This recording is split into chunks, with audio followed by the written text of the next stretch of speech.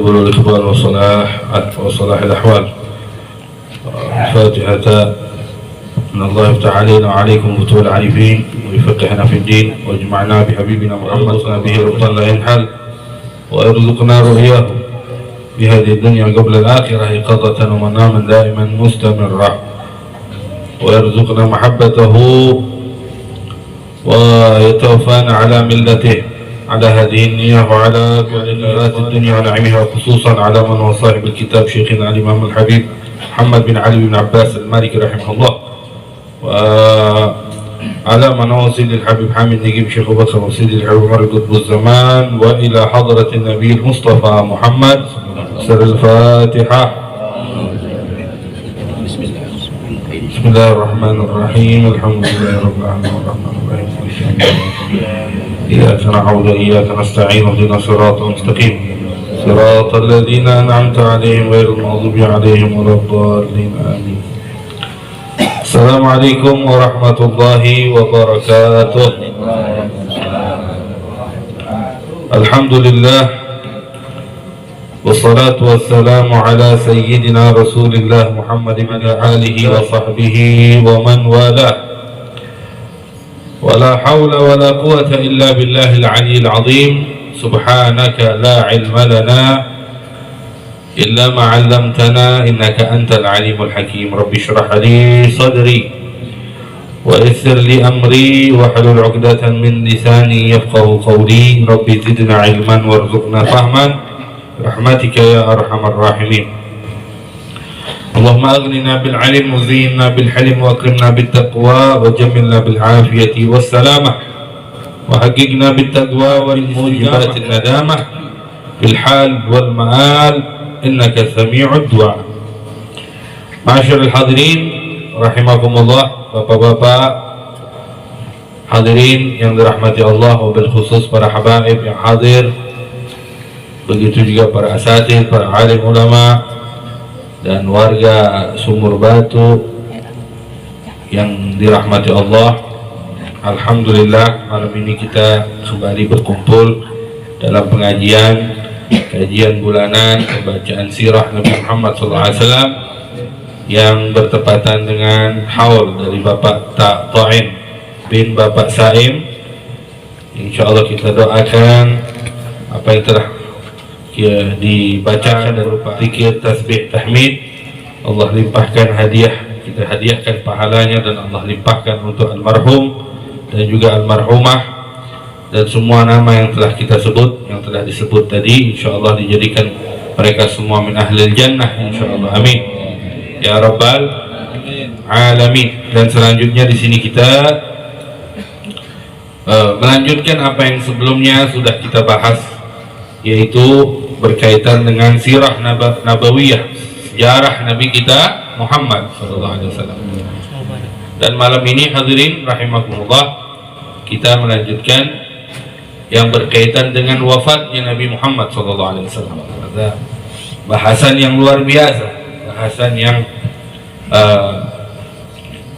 mudah-mudahan Allah Ta'ala menambah cinta kita kepada Rasulullah SAW.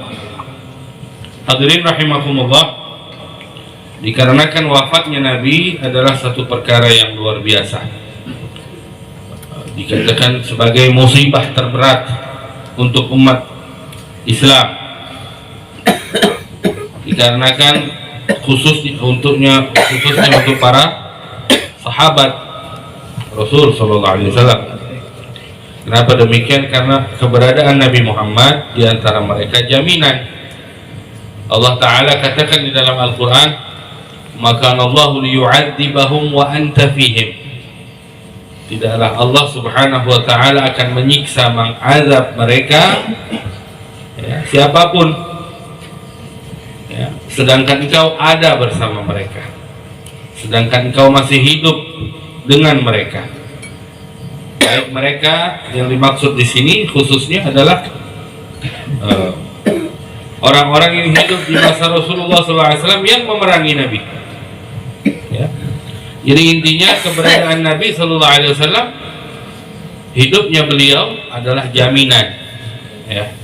Dan para sahabat memiliki ketergantungan akan hal tersebut.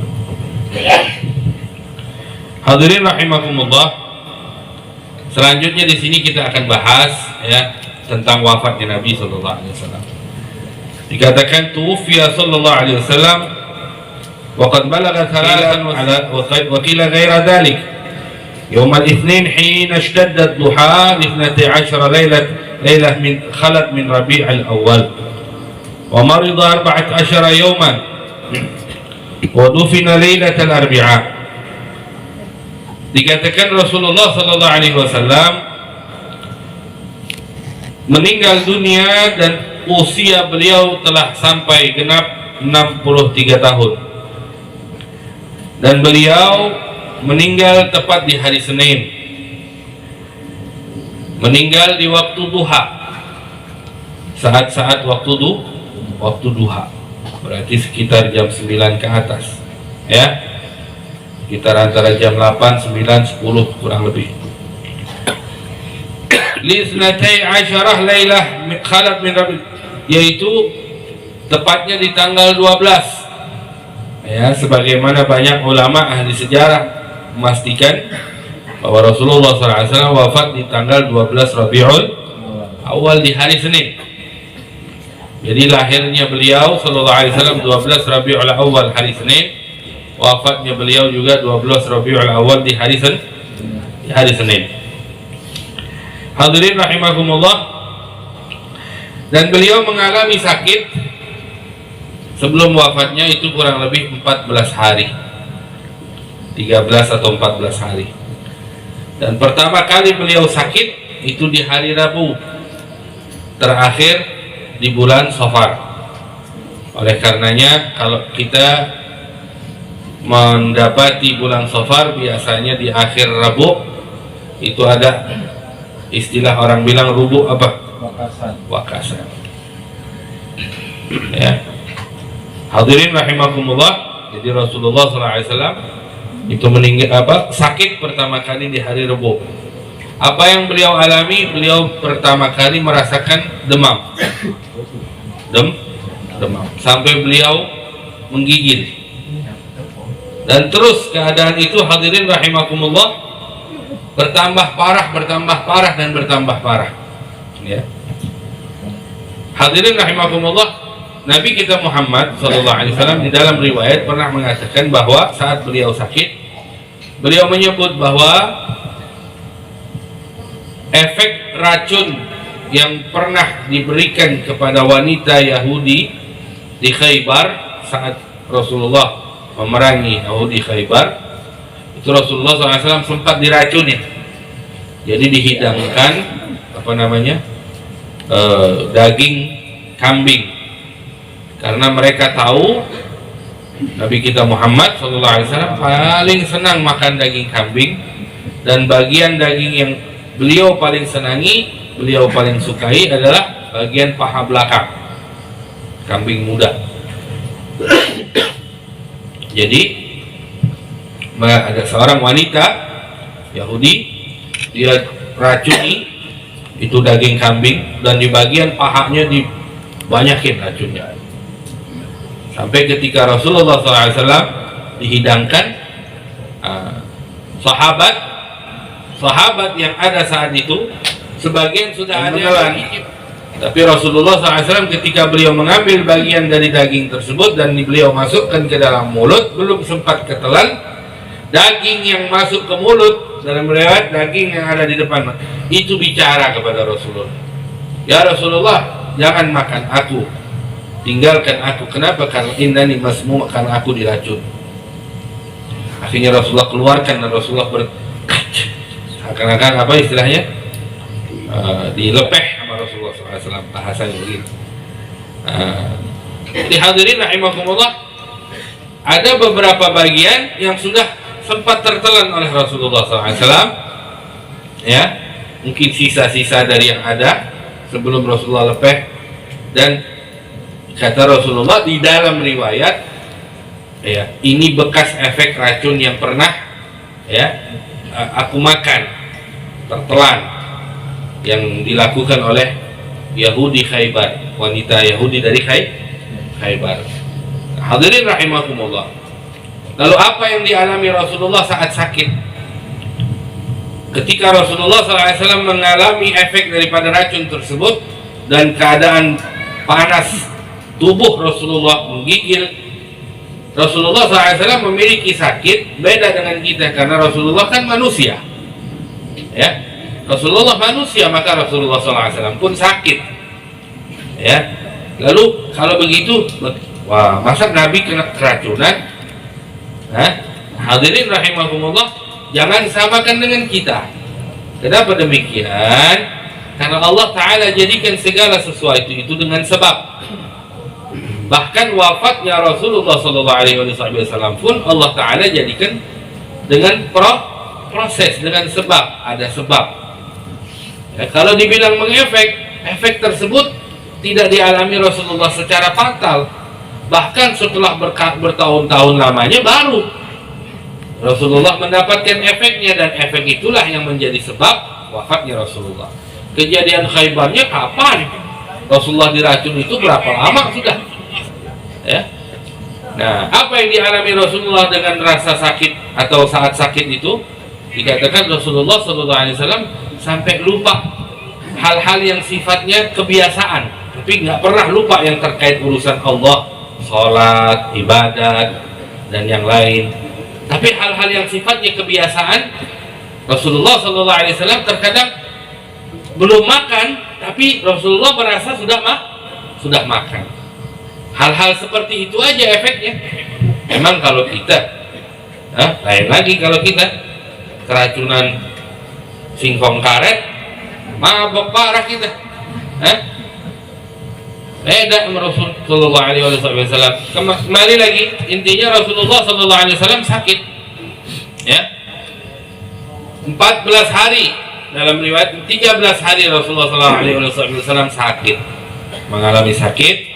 Dan di hari Senin, selama Rasulullah SAW sakit, dari awal sakit Rasulullah itu pertama kali sakit Rasulullah berada di rumah istrinya Maimunah, berada di rumah kediaman istrinya Maimunah. Dan seperti biasa Rasulullah memaksakan dirinya walaupun sakit, ya, mendatangi istri-istrinya. Dan saat beliau merasakan sakit yang begitu parah, akhirnya beliau memohon izin kepada setiap istrinya untuk beliau menetap saat sakitnya, menetap di rumah di kediaman Sayyidah Aisyah, dan mereka istri-istri beliau pun mengizinkan. Dan disitulah sampai wafatnya Rasulullah di rumah Sayyidah Aisyah. Singkat cerita, kemudian hadirin rahimahumullah, ketika Rasulullah di kediaman Sayyidah Aisyah, ada satu cerita menarik. Sayyidah Aisyah jauh hari sebelum wafatnya Rasul pernah bermimpi. Apa yang beliau impikan? Beliau bermimpi, ya, di mana Sayyidah Aisyah di dalam kamarnya itu turun ada 3 bulan, yang satunya terang sekali. Akhirnya apa? Saat bangun dari tidurnya, beliau bercerita kepada ayahnya, Sayyidina Abu Bakr As-Siddiq, "Wahai ayahku, semalam aku bermimpi ada 3 bulan jatuh di kamarku, satunya terang." Kata Sayyidina Abu Bakar Siddiq, Sayyidina Abu Bakar Siddiq ini sahibut ta'wil, orang yang paham betul akan urusan-urusan kayak begini. Tapi beliau tidak mau mendahului putrinya. Lalu beliau bertanya kepada putrinya, "Apa yang kau artikan dari mimpi tadi? Ente artiin apa mimpi ente?" Sayyidah Aisyah mengatakan, aku berharap itu akan menjadi anak keturunanku. Jadi dia pikir, ya, 3 bulan itu dah Allah berikan 3 keturunan. Sayyidina Abu Bakar Siddiq pun diam, tidak membalas, tidak menyaut, lalu hanya tersenyum, ditinggal. Dan ketika wafatnya Rasulullah Sallallahu Alaihi Wasallam, ketika dikubur Rasulullah SAW di rumah Sayyidah Aisyah, ya, maka Sayyidina Abu Bakar Siddiq mengatakan, "Ya Aisyah, wahai Aisyah putriku, ini adalah salah satu bulanmu, dan dialah yang terbaik." Makanya di kediaman Sayyidah Aisyah, di kamar Sayyidah Aisyah itu nanti menyusul yang kedua siapa? Sayyidina Abu Bakar As-Siddiq, ayah beliau. Lalu menyusul berikutnya juga Sayyidina Umar bin Al-Khattab radhiyallahu anhu. Hadirin rahimakumullah, saat sakit Rasulullah sallallahu alaihi wasallam tidak keluar untuk ikut salat bersama kaum muslimin. Dan Rasulullah sallallahu alaihi wasallam mengisyaratkan Sayyidina Abu Bakar As-Siddiq untuk menggantikannya. Ya. Rasulullah sallallahu alaihi wasallam perintahkan Sayyidah Aisyah untuk memberitahu ayahnya. Ya, agar salat dengan umat Islam, jadi imam. Hadirin rahimakumullah, sampai akhirnya singkat cerita di hari terakhir, di hari Senin, hari wafatnya Rasulullah, di mana saat itu para sahabat sekian hari tidak berjumpa dengan Nabi Muhammad. Beliau kebingungan, mereka satu sama lain, apa yang terjadi ini, Rasulullah kemana? Biasanya duduk dekat mereka, biasanya ada mereka melihat senyumnya, mendengar suaranya, ikut salat bersamanya. Ini berapa hari ini nggak kelihatan Rasulullah, kebingungan mereka. Tapi di hari terakhir Rasulullah, saat beliau sebelum wafat di hari Senin, di pagi hari, di saat fajar, salat subuh, para sahabat seperti biasa, mereka datang waktu salat, nggak mau langsung mulai salat, karena berharap Rasulullah keluar. Sampai akhirnya nanti udah kelamaan Rasulullah nggak keluar juga, akhirnya Sayyidina Abu Bakar jadi imam. Begitu. Seperti biasa di hari itu, di waktu subuh, di waktu fajar, para sahabat tidak mau memulai sholat, menunggu berharap Rasulullah SAW sholat. Akhirnya datang waktu mereka harus sholat, dan Sayyidina Abu Bakar Siddiq pun sholat. Ketika mereka sedang melaksanakan sholatnya, tiba-tiba Rasulullah Sallallahu Alaihi Wasallam membuka satir atau hordeng bahasa kita, ya, karena dulu pintunya itu ada tutupan satir seperti hordeng itu. Rasulullah mengintip para sahabat sedang sholat. Para sahabat, apa bahasanya kita bilang, istilahnya tuh ngeh. Apa ngeh? Paham, ibaratnya begitu ya. Paham, wah Rasulullah keluar. Rasulullah keluar. Semua sahabat yang menyadari akan Rasulullah SAW itu mengintip, akan keluar, seakan-akan itu girang. Bahkan sampai Sayyidina Abu Bakar Siddiq saat mengimami pun akhirnya mundur, berharap Rasulullah ikut keluar dan mengimami. Tapi Rasulullah SAW melihat mereka, dan Rasulullah pun tersenyum melihat para sahabatnya, dan akhirnya beliau mengisyaratkan agar mereka melanjutkan sholatnya. Akhirnya Sayyidina Abu Bakar Siddiq maju lagi, dan Rasulullah tutup hordeng. Dan itulah pertemuan terakhir mereka dengan Rasulullah Sallallahu Alaihi Wasallam. Itulah pertemuan terakhir para sahabat dengan Nabi kita Muhammad Sallallahu Alaihi Wasallam. Hadirin rahimakumullah. Dan menjelang wafatnya Rasulullah, di waktu wafatnya Rasulullah Sallallahu Alaihi Wasallam, banyak kejadian. Di antaranya Rasulullah sempat terpingsan. Ya, Rasulullah sempat terpingsan. Macam-macam riwayat, macam-macam banyak cerita. Intinya Rasulullah pingsan. Ketika sadar, Rasulullah SAW ya mengundang ya, Sayyidina Ali. Rasulullah bicara ada beberapa, termasuk putri beliau Sayyidah Fatimah Zahra. Di situ Rasulullah SAW ya meminta Sayyidah Fatimah mendekatinya, lalu dibisiki oleh Rasulullah. Saat dibisik pertama kali, Sayyidah Fatimah Zahra menangis. Lalu Rasulullah seakan-akan meminta Sayyidah Fatimah mendekat lagi, lalu dibisiki lagi oleh Rasulullah. Setelah dibisiki kedua kali, Sayyidah Fatimah tertawa senang. Setelah wafat Rasulullah, Sayyidah Fatimah ditanya, Apa yang Rasulullah sampaikan padamu waktu itu? Beliau katakan, waktu pertama kali Rasulullah memintaku untuk mendekat, aku dibisiki bahwa ini sudah waktunya, aku akan menemui Allah, memenuhi panggilan Allah Subhanahu wa taala ila rafiqil a'la. Dan di situ aku menangis. Dan tidak lama dari situ beliau meminta aku untuk mendekat lagi, dan beliau berbisik bahwa akulah orang pertama kali dari keluarganya yang akan menyusulnya wafat. Di situ aku tersenyum senang. Allah, subhanallah. Ya, gimana orang kalau cinta itu nggak mau lepas, nggak mau jauh-jauh, nggak mau lama-lama ditinggal. Ini Sayyidah Fatimah Zahra putri Rasulullah SAW.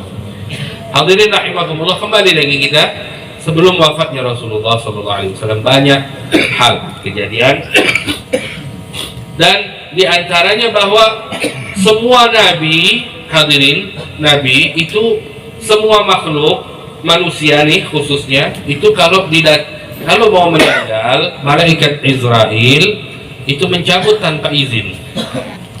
Hanya saja terkadang orang-orang tertentu dari kalangan orang-orang saleh, wali-wali Allah itu dikasih isyarat, dikasih tanda, sampai mereka bisa memahami bahwa nggak lama lagi. Bahkan termasuk Rasulullah SAW pun sudah diberikan tanda sejauh hari, yaitu kapan? Saat turunnya surat An-Nasr, yaitu surat Bismillahirrahmanirrahim, idza jaa nasrullahi wal wa ra'aitan nasa yadkhuluna fi dinillahi afwaja fasabbih bihamdi rabbika wastaghfirhu. Turunnya ayat ini dipahami oleh Sayyidina Abu Bakar As-Siddiq ketika Rasulullah menyampaikan. Rasulullah naik dalam mimbar, di atas mimbar Rasulullah SAW berceramah.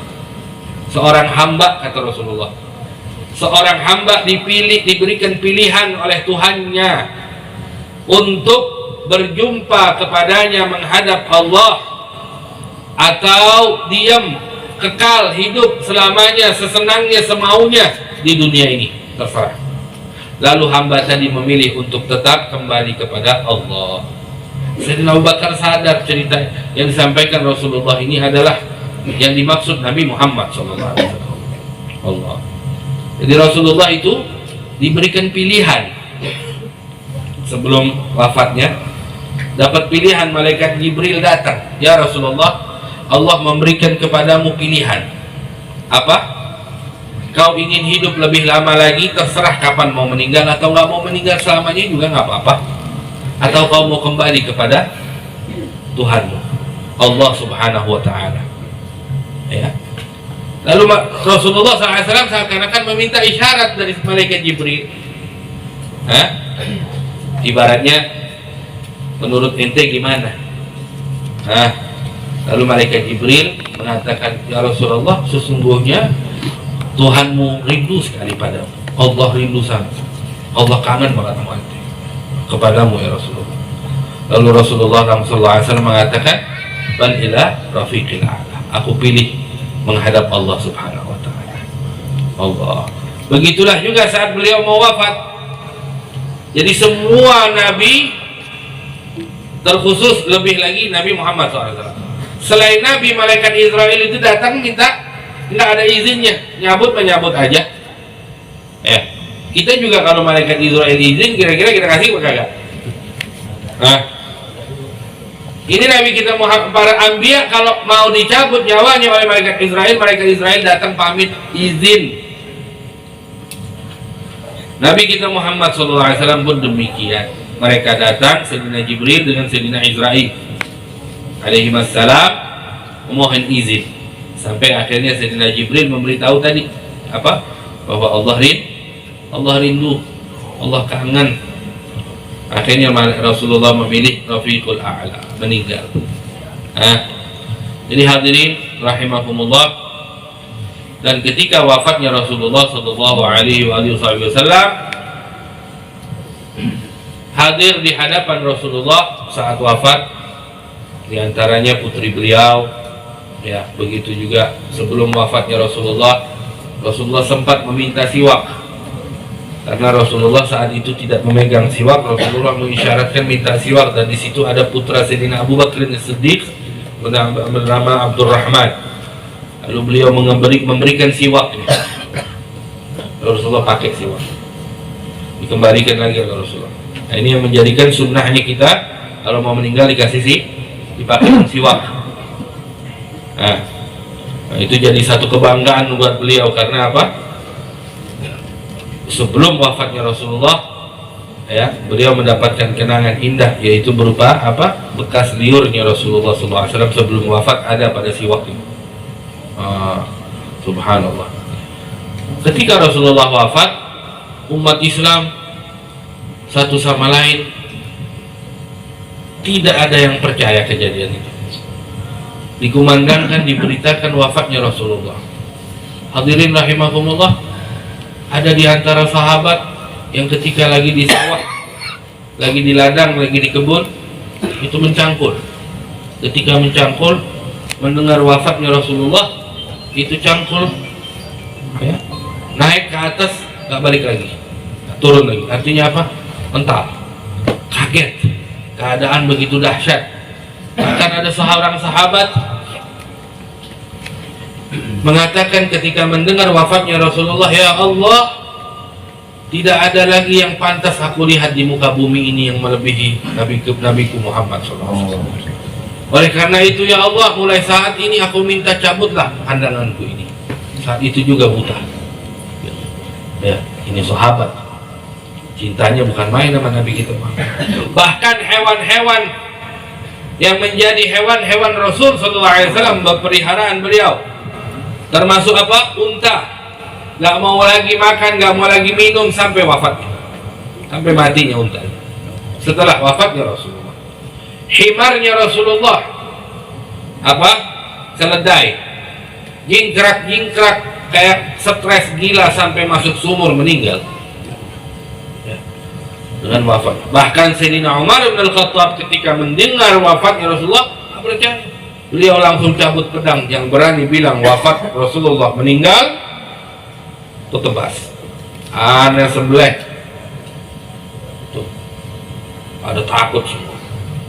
Nah, sampai akhirnya ditenangkan oleh Sayyidina Abu Bakar As-Siddiq.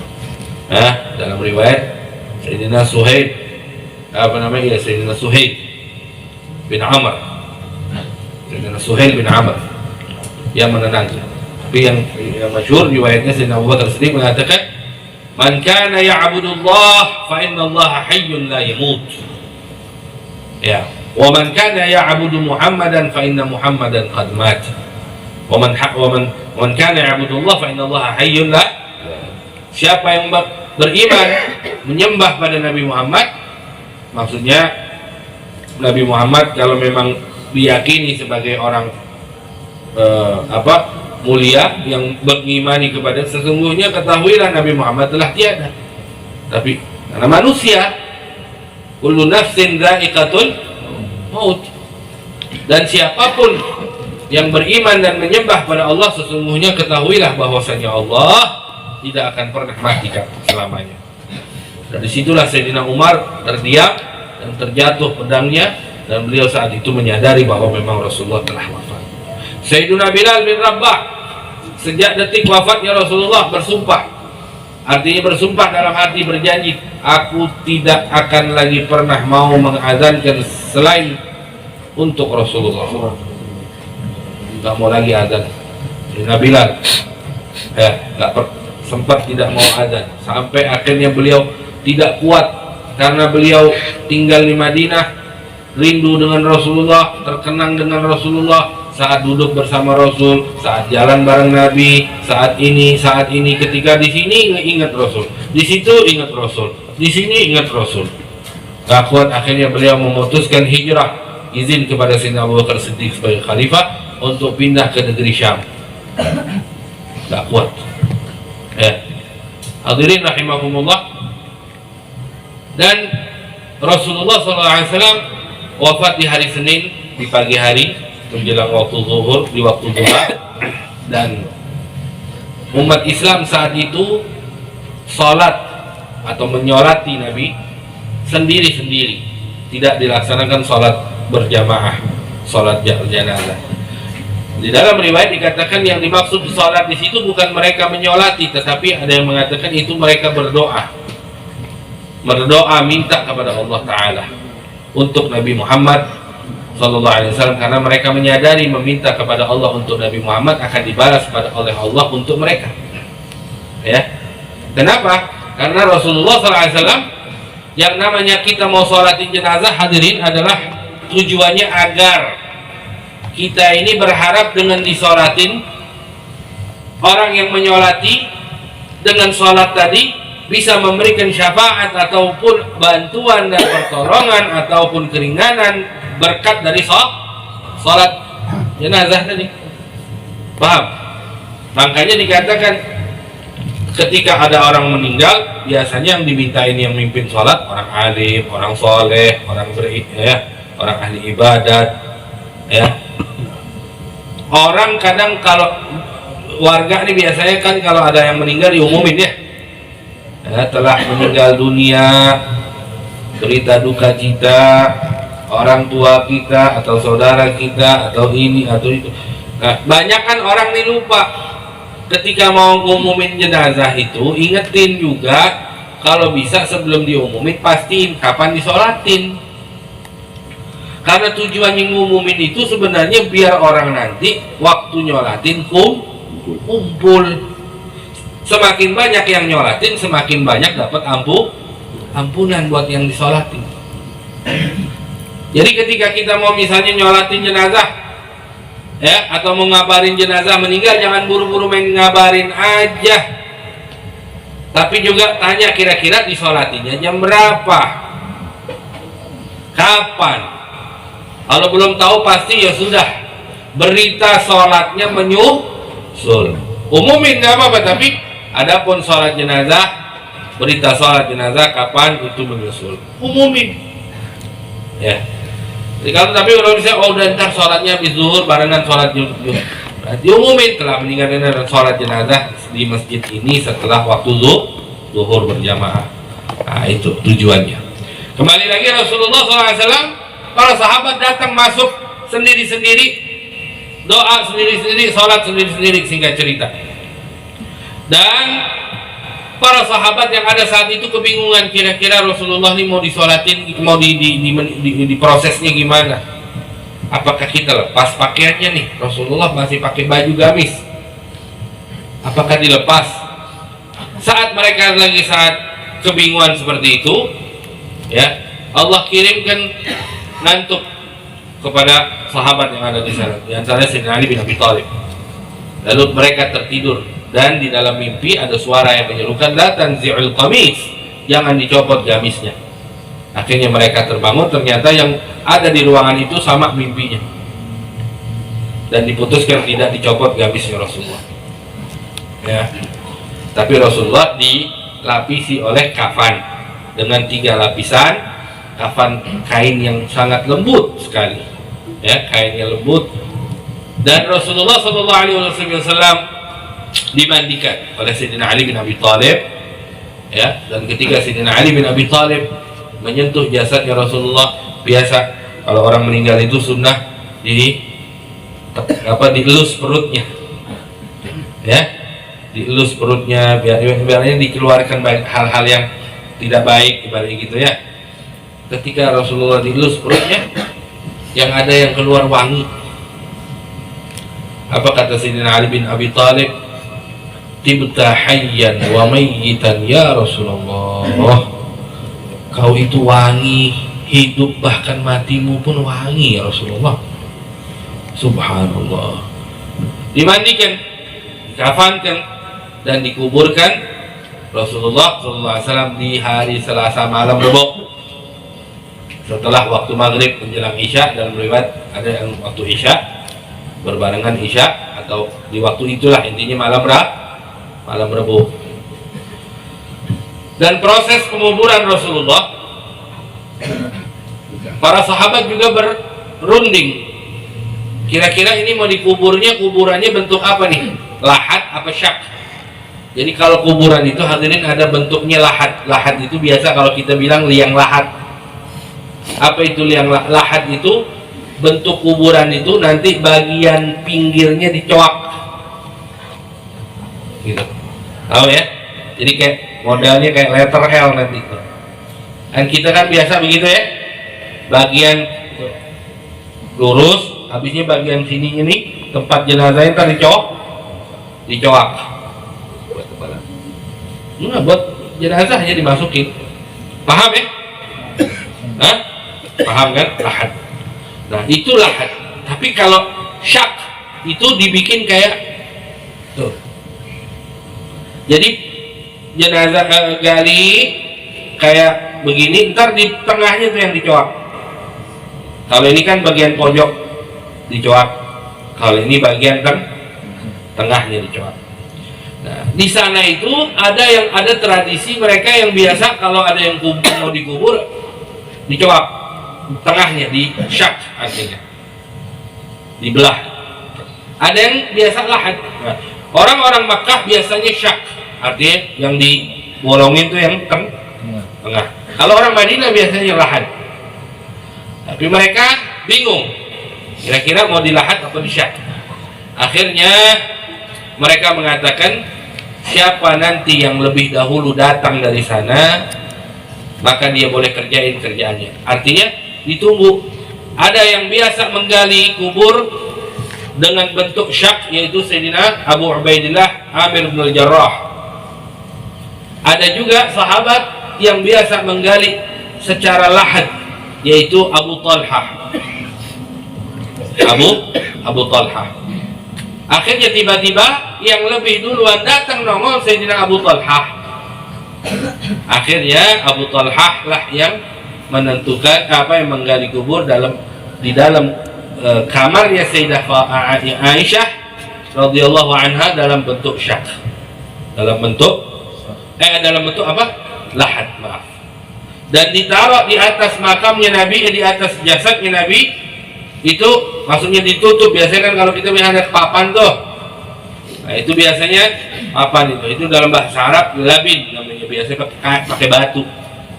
Kalau kita biasa pakai kalau orang Solo pakai batu. Labin itu ada kurang lebih 19 labin yang menutupi. Dan di bawahnya diberikan tikar permada seperti tikar warna merah untuk Rasulullah SAW. Walhasil hadirin rahimakumullah, dikubur Rasulullah. Sayyidah Fatimah radhiyallahu anha ya mengatakan, subbat alayya masaibu law annaha subbat alal ayyam sirna layaliyah. Aku mendapatkan musibah besar. Kalau seandainya musibah ini yang aku dapatkan dialami oleh hari, maka seluruh hari akan menjadi malam gelap gulita. Ini musibah besar, artinya setelah ini hari-hariku gelap. Ya, musibah besar aku alami. Sayyidah Fatimah Zahra dengan syairnya agak panjang. Walhasil bahkan Sayyidah Fatimah ya ketika jenazah Rasulullah SAW dibawa, bilang hati jenazah Rasulullah SAW waktu itu ada Sayyidina Anas bin Malik waktu itu ikut membawa, mengatakan, ya Anas, wahai Anas, atabat anfusukum an tahussu turab ala wajhi Rasulillah. Kama qala, ya Anas, apakah kau tega mau nimbunin tanah di wajahnya nabimu sallallahu alaihi wasallam? Menangis Sayyidina Anas. Ya, tapi bagaimana? Bahkan di dalam riwayat saat penguburan Rasulullah itu Allah cabut di hatinya sahabat, ya, sejenak dicabut cintanya sama Nabi. Ibaratnya dicabut, bukan cintanya, artinya saat rasa tega itu dicabut. Rasa nggak tega itu dicabut sama Allah sebentar. Karena kalau nggak ada yang berani, nggak ada yang mau buat nanam Rasulullah Sallallahu Alaihi Wasallam. Siapa yang mau tega nanam Rasulullah SAW? Dipendam, ditaruh, ditimbun tanah. Siapa yang tega? Ayo, apalagi sahabat radhiyallahu anhum. Makanya Allah cabut sejenak rasa iba tadi di hatinya para sahabat, sehingga mereka menjalani proses tadi, dan setelah selesai proses, hadirin rahimakumullah, barulah mereka menyadari bahwa Rasulullah SAW telah dikubur. Ini artinya, hadirin rahimakumullah, ceritanya macam-macam, banyak cerita yang kita bisa dapatkan ketika wafatnya Rasulullah Sallallahu Alaihi Wasallam, ya. Dan yang turun ke kuburnya Nabi menyambut jenazah Rasul Sallallahu Alaihi Wasallam adalah Sayyidina Ali bin Abi Thalib, Sayyidina Abbas pamannya, begitu juga putra-putra Sayyidina Abbas, ya, dua, yaitu Qasam dan juga siapa tadi namanya, Fadl bin Abbas dan Qasam. Begitu juga ada bekas budaknya Rasulullah SAW yang dibebaskan, yaitu Syagran. Jadi hadirin rahimakumullah, mereka lah yang turun menghadap menyambut jasadnya Rasulullah Sallallahu Alaihi Wasallam. Yang sebelumnya mereka ini berbeda pendapat. Artinya berbeda pendapat, gimana kira-kira mau dikubur di mana Rasulullah? Ada yang mengatakan dikubur di mimbar, ada yang mengatakan dikubur di sana, ada yang bilang di Baqi. Akhirnya Sayyidina Abu Bakr As-Siddiq mengatakan, aku pernah mendengar Rasulullah SAW mengatakan, ma ba'athallahu nabiyyan illa wa qubira wa dufina, ya, fi makan alladhi tuwfiya fi. Allah tidak membangkitkan seorang nabi melainkan Allah Ta'ala, mereka dikubur di tempat mereka wafat. Tempat mereka wafat itulah mereka dikubur. Mereka wafat di sini, ya kubur di sini. Subhanallah. Jadi Rasulullah waktu wafat di kamarnya Sayyidah Aisyah, dan beliau pun dikuburkan di kamarnya Sayyidah Aisyah radhiyallahu anha. Waktu Sayyidina Abu Bakar As-Siddiq mau meninggal, izin sama anaknya. Akhirnya anak izin. Makanya Sayyidah Aisyah waktu masih kubur yang ada saat itu Sayyidah Rasulullah dan Sayyidina Abu Bakar ayahnya, beliau biasa aja di rumahnya, artinya terbuka aurat kepalanya, dan itu nggak pakai kerudung lah bahasanya, ya. Itu masih biasa tuh.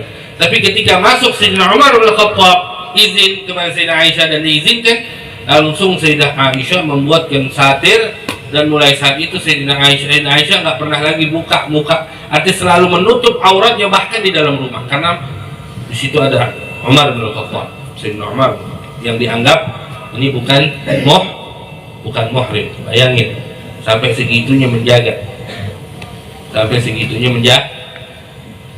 seperti juga Sayyidah Fatimah Zahra, beliau ketika wafat berpesan kepada suaminya, kuburkan aku di waktu malam supaya nggak ada yang lihat jelas. Dan ya, Sayyidah Fatimah itu meminta proses pengkafanannya dan jenazahnya itu dibawa, itu seperti kurung batangnya itu dibawa, jenazahnya dibawa seperti adatnya orang-orang di Habasyah, yaitu dibawa di kurung batang. Karena sebelumnya itu biasanya dibawanya mereka jenazah itu digotong, jenazahnya yang digotong. Akhirnya ada yang menceritakan kepada Sayyidah Aisyah bahwa saat mereka di Habasyah, orang-orang Habasyah itu kalau meninggal mayatnya ditandu. Makanya kalau kita sekarang kan suka bawa tanduk kurung batang, nah, mayatnya ditandu, makanya jadi nggak memegang, jadi jasadnya itu nggak kepegang. Sayyidah Fatimah minta pada Sayyidina Ali, aku dilakukan seperti itu, dan tutup jasadku serapat-rapatnya, karena aku tidak mau dan tidak ridho ada satupun lelaki atau orang yang melihat aurat. Ini mau meninggal kayak begitu pesannya. Allah, luar biasa. Jadi hadirin rahimakumullah, tadi kita udah bilang Rasulullah SAW dikubur dalam posisi kuburan lahat dan ditutup dengan 9 labin, bukan 19, maaf, 9 apa namanya, batu tadi ya, seperti kayu kalau kita papan. Hadirin rahimakumullah, di sini akhir daripada bab yang wafatnya Rasulullah Sallallahu Alaihi Wasallam, dan insya Allah kita akan lanjut nanti ya. Mudah-mudahan Allah panjangkan umur, sehatkan badan, kita masuk dalam kejadian-kejadian selama hidupnya Rasulullah SAW ya, dari awal beliau lahir di tahun pertama dan seterusnya sampai beliau mendapatkan kenabian, dan setelah itu di tahun tahun pertama setelah kenabian, dan seterusnya dan seterusnya. Mudah-mudahan Allah Ta'ala jadikan kita orang-orang yang bisa betul-betul mengenal Rasulullah, cinta betul-betul pada Rasulullah, dan kita pun insya Allah mendapatkan cinta dari baginda Rasulullah Sallallahu Alaihi Wasallam. Ala hadhihi niyya wa ala kulli niyya salihah jami'a li khairati dunya wa na'imiha wa ila hadratin Nabi Mustafa Muhammad sallallahu alaihi wasallam. Al-Fatihah.